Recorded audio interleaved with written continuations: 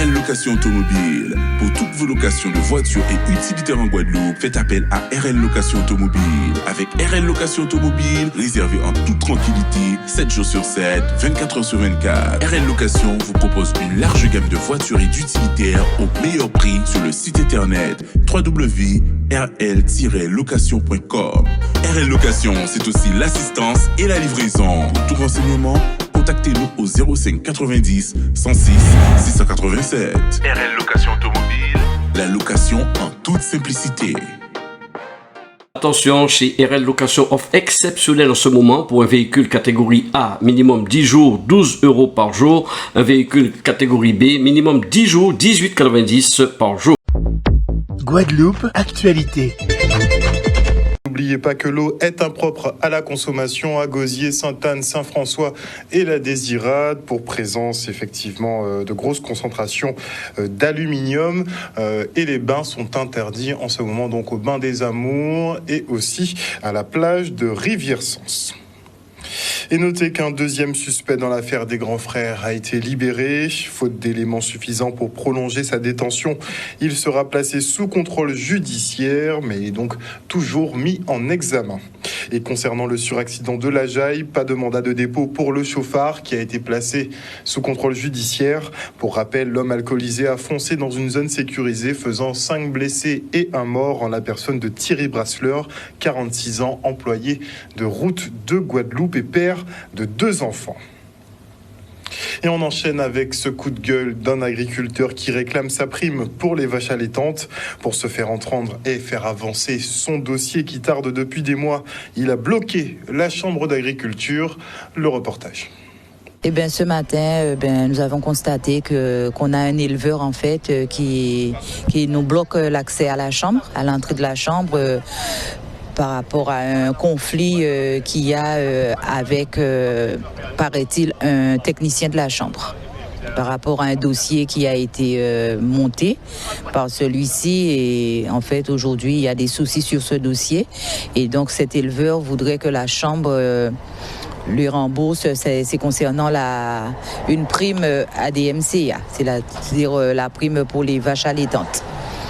Donc aujourd'hui, cet éleveur n'entend rien et il nous met à partir ce matin puisque les salariés ne peuvent pas entrer sur leur lieu de travail. Je dis à bloquer la chambre pour prime de DMCA, prime de vache allaitante. En fait, dossier moi l'année passée côté Ayo, ils ont récépissé moi et facture moi et là en décembre pour toucher avant pas toucher. À crier yo a dit la DAF a dit vous n'avez pas fait de demande. OK, fait de demande à moi. Et là regardez crier technicien vous récépissé il a dit c'est info. Alors toujours pas ni moyen discuter avec eux, il a cherché coupable. Juste moi il fait passer pour coupable, mais je dis là en venir réponse. À penser c'est la méchanceté, il veut pas avoir tête à moi, c'est pour ça il a fait ça.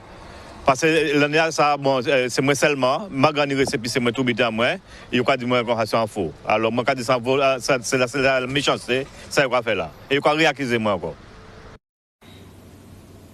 Charlie Sagarin, que l'on connaît bien pour ses coups de gueule dans la profession.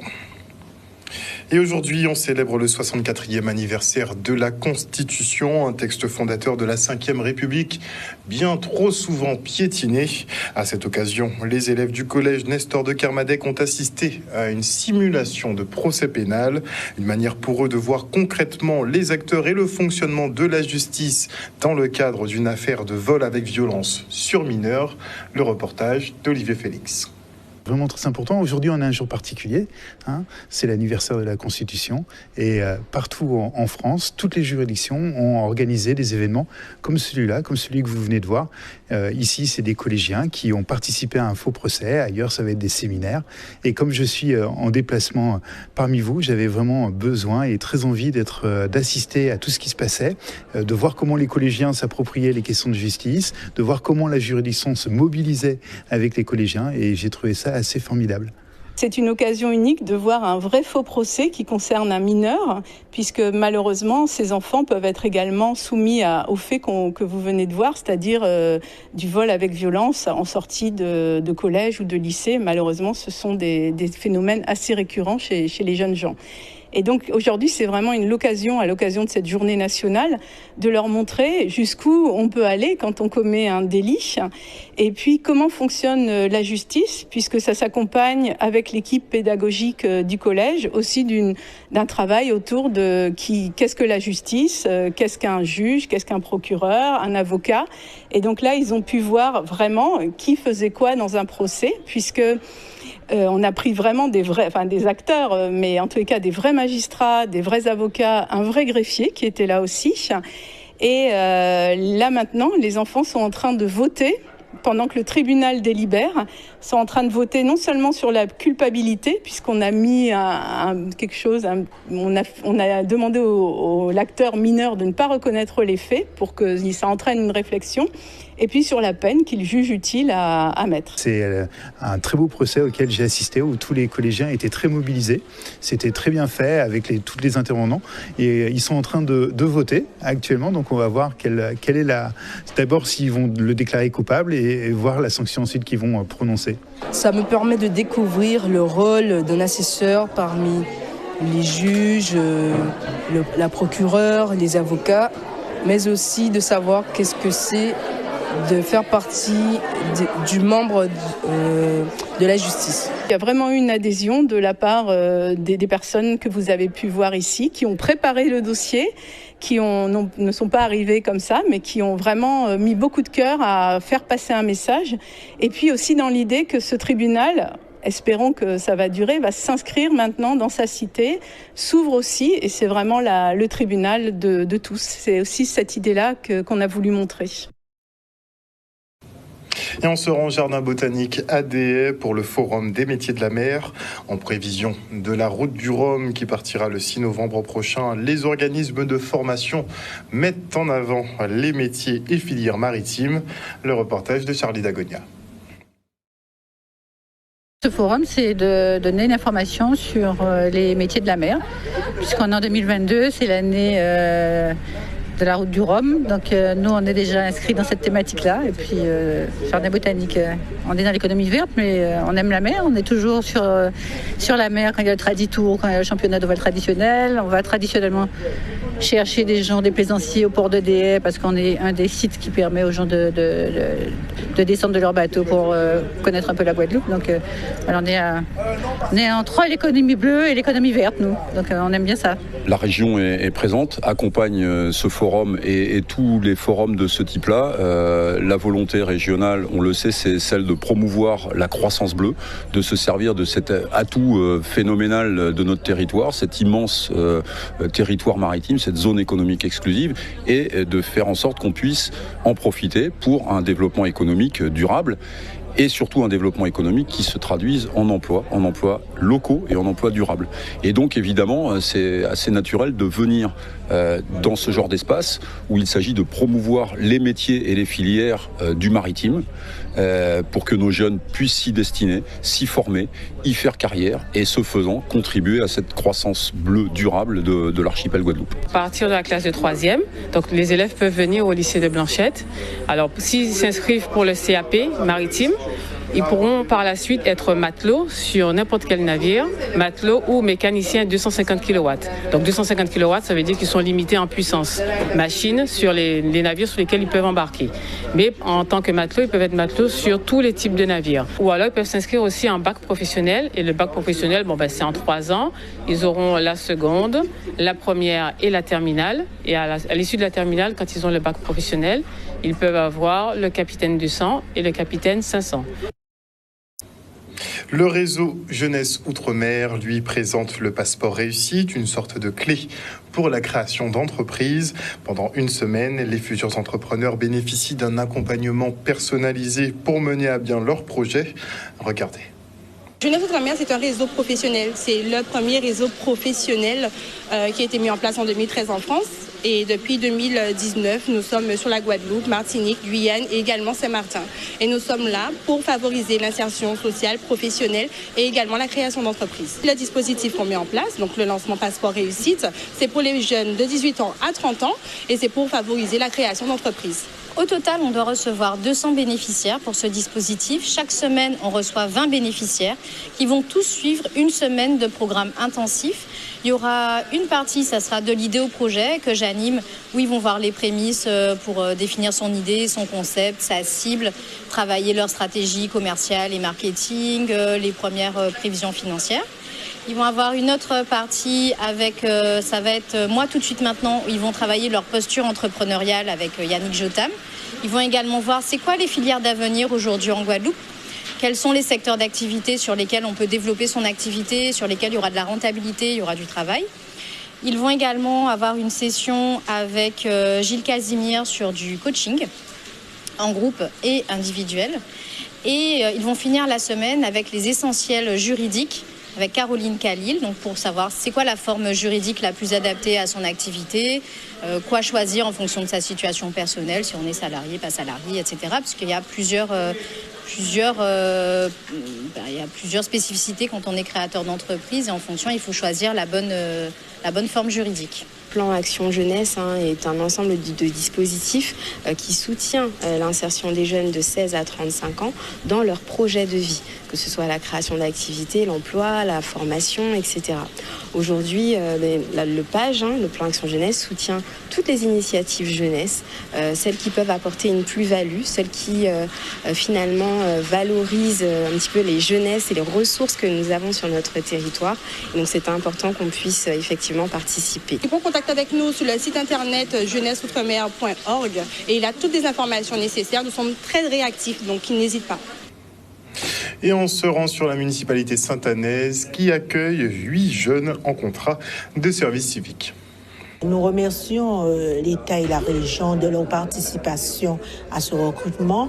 Pourquoi ? Parce que nous savons que ce n'est pas évident de permettre à ces jeunes d'acquérir des expériences et des connaissances dans un domaine bien précis, sachant actuellement, dans ce monde actuel, pour être recrutés en tant que jeunes diplômés, ils ont du mal. C'est une opportunité pour eux en ce jour de pouvoir s'affecter dans les différents services pour acquérir des savoir-faire, des savoir-être et des compétences qui pourront enrichir leur CV par la suite. C'est un engagement, effectivement, mais il faut que le jeune, durant cette mission, il représente l'organisme qui l'a recruté, la collectivité qui l'a recruté, donc il faut qu'il soit ponctuel, rigoureux dans ce qu'il fait et en même temps, ça lui permet aussi de se faire connaître et d'acquérir de nouvelles connaissances et compétences. C'est une volonté du président Richard de mettre en place, d'accompagner en tout cas toutes les collectivités de Guadeloupe sur la mise en place, le déploiement des emplois civiques. Donc on a commencé ce possible depuis 2017. La région s'engage à supporter la part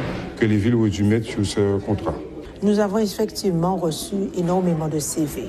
Mais vous savez, dans toute chose, nous devrions regarder, analyser la motivation, le savoir-être, le savoir-faire et le diplôme par rapport à la mission recherchée par ce jeune. Pour l'instant, en un premier temps, nous avons pu recruter 8.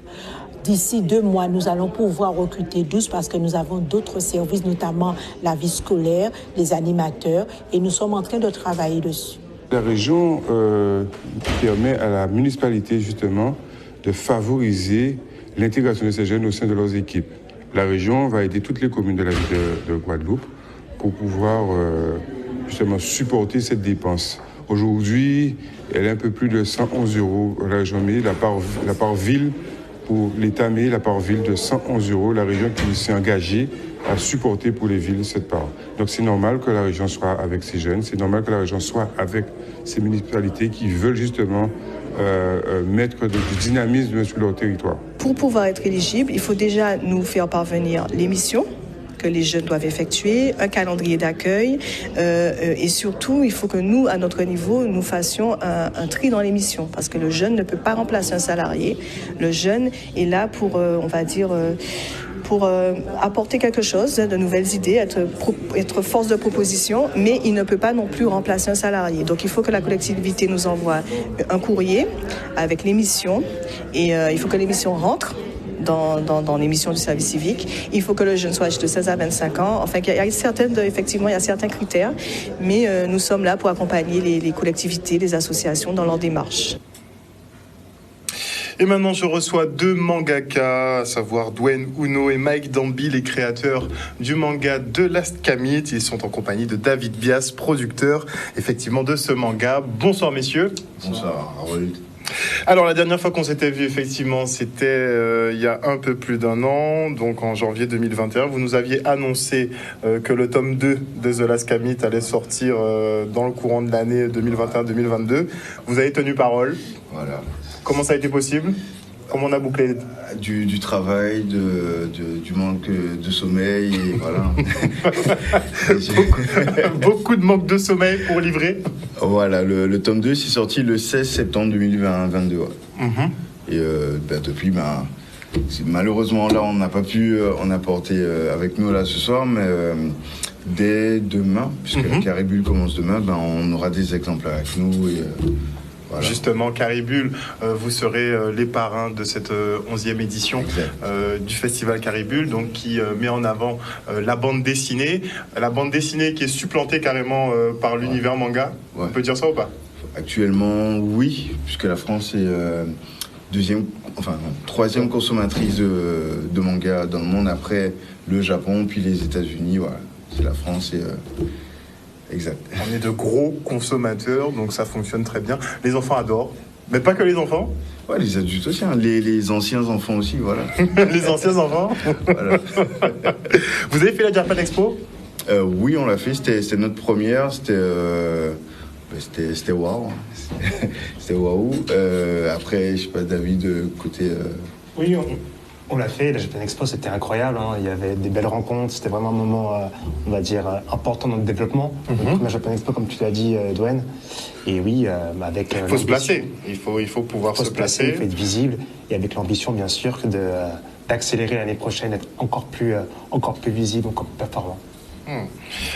Comment justement The Last Kamit est accueilli ? Le succès, l'accueil est vraiment incroyable. Déjà, remercier tous les fans, toutes les personnes qui prennent le temps d'interagir avec nous, peu importe la forme, c'est important. Même le festival Caribule aussi, c'est important aussi. Donc tous les acteurs qui ont permis de rendre ce festival possible, merci à tout le monde. Même merci à toi aussi, Harold. C'est incroyable. Et mais après, l'interaction avec le public c'est toujours un moment fort pour nous parce que ça nous redonne du courage, de l'énergie. Parce que finalement, monter un projet comme ça, c'est beaucoup d'énergie, c'est une aventure concrètement. Et vraiment, le point d'orgue, c'est à chaque fois quand les fans on discute avec eux, ils nous disent les points améliorés, mais aussi l'impact que ça a eu un petit peu à travers la découverte de The Last Kamit. Il y a eu des personnes qui sont plus représentées, qui sont pu voir des choses, découvrir des choses aussi. La dimension afro-manga, justement, ça prend bien. Ça prend bien et c'est incroyable. Qu'est-ce qui a été compliqué sur le tome 2 ? Puisque là, vous êtes dans un shonen, vous êtes parti sur une histoire qui va être longue. Qu'est-ce qui est compliqué pour passer d'un tome 1 réussi à un tome 2 réussi ? Vu l'engouement du tome 1, du coup, ça nous met un petit peu la pression. Parce que généralement, si le tome 1 marche, est-ce que du coup, on va réussir à faire mieux ? Je pense, et en tout cas, pour l'instant, les premiers retours qu'on a, c'est que c'est assez positif.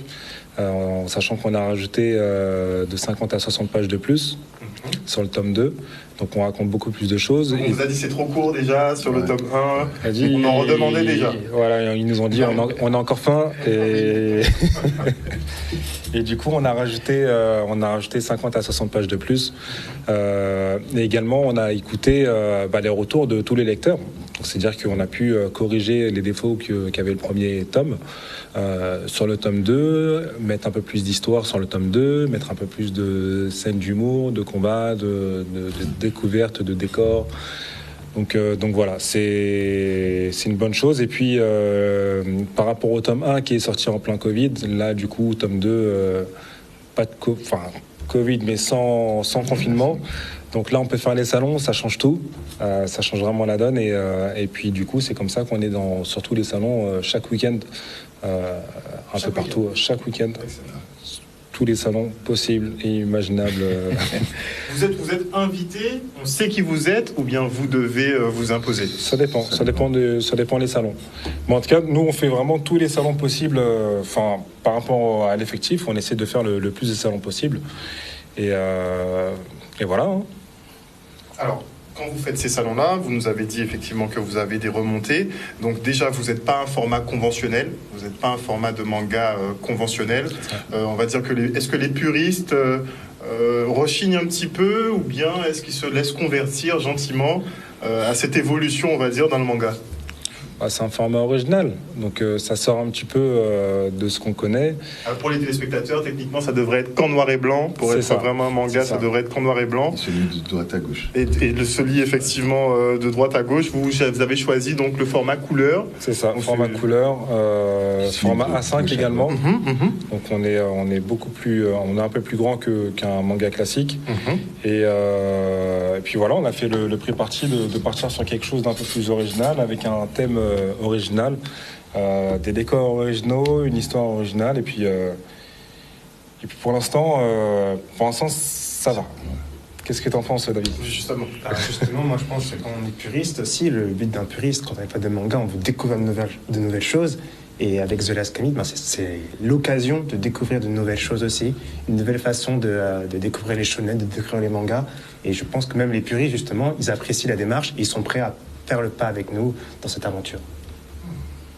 C'est un pari risqué. C'est un pari. C'est difficile. Non, mais c'est aussi une belle aventure. C'est aussi un moment...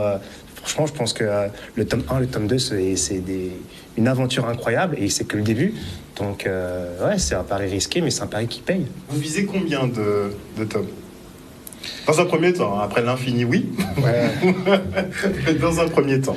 Dans un premier temps, pour boucler, on va dire, le premier chapitre, 7 tomes, de 7 à 21 tomes. Mais au minimum, il nous faut 7 tomes. Minimum, c'est 7 tomes. Minimum, c'est 7 tomes. Ok. Minimum 2, c'est 21 tomes. Et après, le but, c'est d'aller le plus loin possible, faire les animés, les jeux vidéo, avoir un film. L'animé pourrait arriver donc après les 7 premiers tomes. C'est là que ça pourrait devenir intéressant. Ça dépend.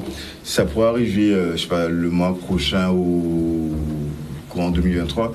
Ça dépendra si on a un annonceur qui nous back, puisque financièrement c'est très lourd à porter. C'est lourd. Donc voilà. Après, c'est sans annonceur, on va essayer de faire les choses par nous-mêmes. Parce que vous faites déjà des petites animations de votre côté. Voilà, exactement. Après, c'est quelque chose qui prend du temps. Donc faire ça plus faire la BD, voilà, il y a un choix à faire pour le moment. Mais on reste confiant que plus gros que nous soient intéressés et puis décident de mettre les billes avec nous et partent à l'aventure. Non, mais quand on voit un peu l'impact de Black Panther dans le cinéma afro, à un moment donné, je pense qu'ils verront le créneau et qu'ils devront investir, puisqu'on attend notre animé, vous le savez. C'est prévu, hein, mais on ne peut pas encore... D'accord, bon, on ne va pas vous presser. Le tome 2 est sorti, à quand la sortie pour le tome 3 ? Oui, on prend déjà les engagements sur le plateau, comme ça vous avez des deadlines. Pour le moment, c'est le 16 septembre 2023. Après... il y aurait une date anniversaire peut-être des sorties Pour le moment, on s'est fixé chaque 16 septembre. Okay. Après, justement, après le troisième tome, on va essayer de faire une sortie tous les 6 mois. Mais voilà, c'est voir si on arrive... Alors là, vous allez passer à temps plein, là. C'est justement ça, voilà. Il y a plein de paramètres qui rentrent en compte. Mais voilà, on croise les doigts pour rassasier ceux qui veulent. Ouais, on a faim. Alors, on va reprendre quand même le programme, puisque vous êtes sur le Caribule. Où est-ce qu'on pourra vous voir? Est-ce qu'on pourra participer à des ateliers? Comment ça se passe? Le festival caribéen de Caribule se déroule du 5 au 16, si je ne me trompe pas. En termes d'adresse, c'est la médiathèque Paul Mado à Mao et la maison communale à Vonche, sachant qu'il y a aussi des animations au fort Fleur d'Épée et au fort Delgrès. Et vous, on vous voit où et quand? Fort Fleur d'Épée. Vous serez là tous les jours? Quasiment. Quasiment. La plupart des jours. Tous les jours du festival, on est là. On est là. On aura droit à quand même des petits cours de crayon C'est prévu sur place, aussi dans des écoles, avec des élèves. Et c'est initiation manga, dédicaces.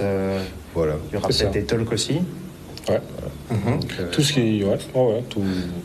On sera un peu partout pendant la semaine. On sera partout. On est venu principalement pour ça. On est partenaire de la 11e édition, donc on va les honorer. Et déjà, c'est un plaisir d'être ici. Exact. Tout ce qu'on peut faire, on le fera. Dernière petite question, puisqu'il y a de l'Ascamit, mais ça commence à bouger dans l'univers manga guadeloupéen, je parle, puisqu'on a certains créateurs. Est-ce que vous avez un autre manga en vue? Un autre manga en vue de guadeloupéen, de créateurs guadeloupéens, qui serait sympa. Nous, le premier qu'on avait vu, mais on n'arrive pas à retrouver l'auteur, c'est Waldo Papaye. Waldo Papaye. Waldo Papaye. Je note. De Toshide et son vrai prénom, c'est Alexandre Sainte-Rose. Alexandre Sainte-Rose. Si tu nous regardes. Et vous le cherchez parce que vous ne pouvez pas. Parce que c'est un manga afro-caribéen qui est sorti bien avant nous, qui est la première génération. Je crois que c'est le premier. Pour moi, c'est le premier. Et on aurait bien voulu qu'il puisse continuer. Puisqu'il n'y a qu'un tome qui est le premier qui est sorti. Je crois qu'il y a le 2, le 3 en numérique, mais il n'y a pas... C'est pas achevé, vous en demandez. Ça, c'est pas... À suivre. Affaire à suivre. Est-ce que vous pensez à une fusion, peut-être, avec d'autres équipes? Pour d'autres créations? Pourquoi pas? Après, on verra avec le temps s'il y a des opportunités, si on a exactement la même vision des choses. Mais nous, de toute façon, on n'est pas fermé. Le but, c'est de s'agrandir et...